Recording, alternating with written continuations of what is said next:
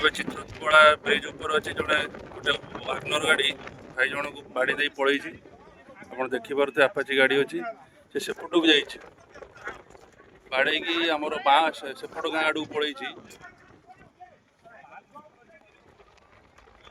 ଲୋକ କହୁଛନ୍ତି ୱାଗନର ବାଲା ମଦ ପିଇଥିଲା ବୋଧେ, ମୁଁ ତ ଜାଣିନି। ଏବେ ଆସିଲି ଆସିଗଲାଣି ଆଉ ବଢ଼ିଆ ଲୋକ ଗାଡ଼ି ଚଲାଉଛନ୍ତି। ବ୍ରିଜ୍ ଉପରେ ମାରିଦେଇ ପଳେଇଛି, ଠିଆ ବି ହେଲା, ଲୋକ କହୁଛନ୍ତି ସେ ଠିଆ ବି ହେଇଛି। ଆପଣ ଦେଖିପାରୁଥିବେ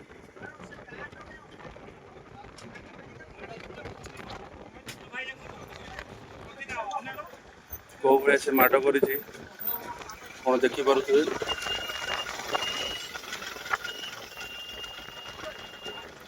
ଚିତ୍ରକୋଳା ନଈ ବ୍ରିଜ୍ ଅଛି,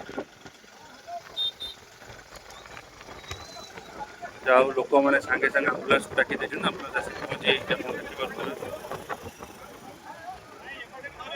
ଏମିତି ମାଡ଼ କରୁଛି ଯେ ଭାଇ ଜଣକ ଉଠି ପାରୁନାହାନ୍ତି।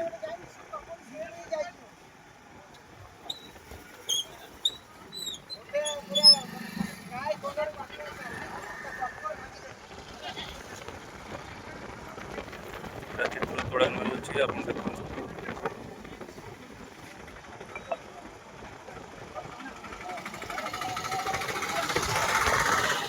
ସାଙ୍ଗେ ସାଙ୍ଗେ ବାଡ଼େଇକି ଯାଇଛି। ଏମିତି ମାରିଛି ଯେ ଭାଇ ଜଣକ ଉଠି ପାରୁନାହାନ୍ତି।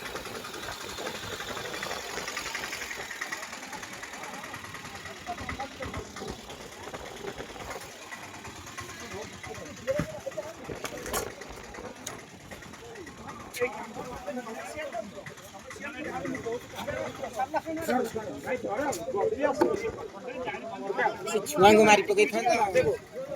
ବ୍ରିଜ୍ ଉପରେ ଠିଆ ହେବା ବି ଡେଞ୍ଜର। ଲୋକ ପିଲାମାନେ ଯେଉଁ ରହିକି ଠିଆ ହେଇକି ଫଟୋ ଉଠାଉଛନ୍ତି, ଉଠାଇବା କଥା ନୁହେଁ।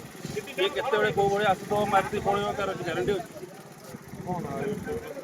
ସେ ଗାଡ଼ିଟା ସିଆଡ଼କୁ ଯାଇଛି, କାହିଁକି କହିଲ ମୁଁ ଏବେ ସେପଟୁ ଆସିଲି, ଗୁଆଳିନାସିରୁ ଆସିଲି।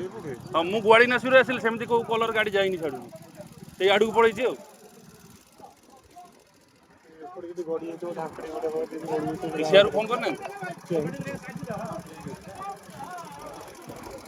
କାର ବାଲା ବାରି ଦେଇ ପଳେଇଛି।